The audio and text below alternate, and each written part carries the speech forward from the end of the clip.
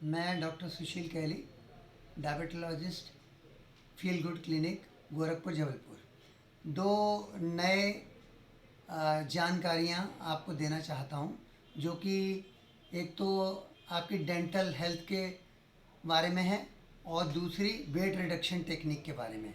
अभी तो आधुनिक रिसर्च के द्वारा यूके के डॉक्टरों द्वारा पाया गया कि डायबिटिक पेशेंट में HbA1c 0.4 से 0.6% ज़्यादा आता है।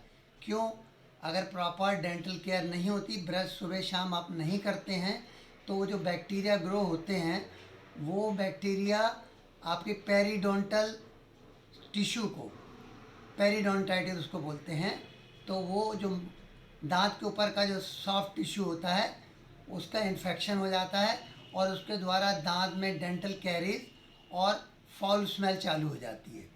तो HbA1c बढ़ता है, बैक्टीरियल इन्फेक्शन बढ़ता है, वायरल इन्फेक्शन बढ़ता है और जो भी बॉडी में इन्फेक्शन होता है, जैसे UTI है बॉडी में, वहीं से इन्फेक्शन पहुंचता है।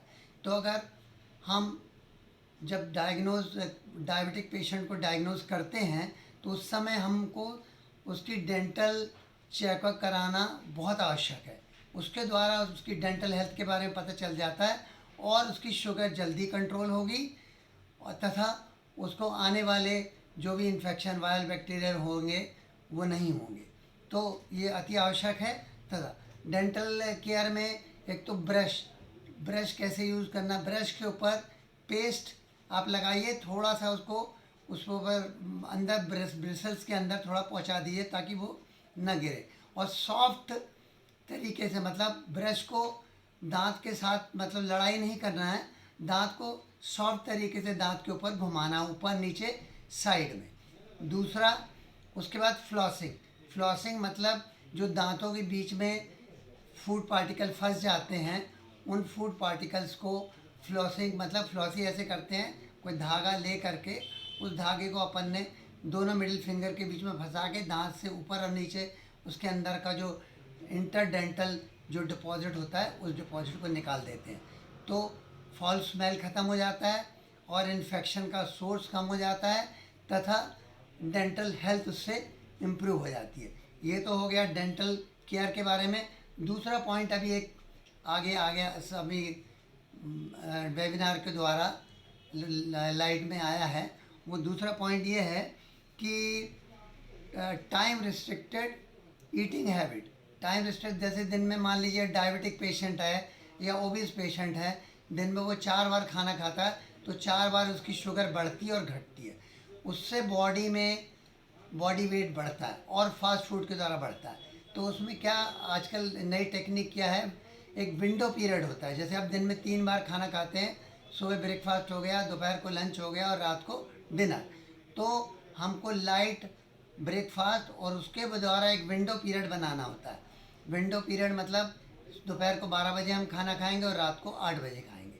और इसके द्वारा एक तो कैलोरी और शुगर का अपसर्ज कम होता है, कैलोरीज कम होती हैं और ग्रेजुअली वेट कम होता है।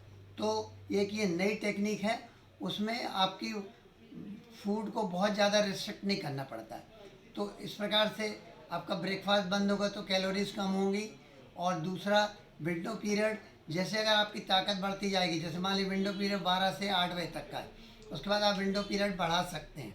मतलब विंडो पीरियड बढ़ाएंगे तो और 24 घंटे में आपको जो वेट लॉस है और जो अपसर्ज है वह शुगर का नहीं होगा। तो ये बेनिफिट मिलेंगे। ये 2 बेनिफिट से आपको आने वाले इन्फेक्शन और आपका वेट रिडक्शन, तथा अगर आप प्री डायबिटिक हैं तो आपको डायबिटीज़ नहीं होगी। तो ये जो मेथड है आजकल रिवर्सल ऑफ डायबिटीज़ इसको बोला जाता है। और इसके लिए सबसे बड़ा कल्प्रिट आपका खाना और दूसरा ये आपका जो मोटापा है। तो इवन जो बच्चे ओबीज़ हैं या डायबिटिक पेशेंट के बच्चे हैं जो ओबीज़ हैं, वहीं से ये चीज़ शुरू करनी पड़ेगी ताकि आगे जाके उनको डायबिटीज़ ना हो और दूसरी बीमारियां ना हो। Thank you.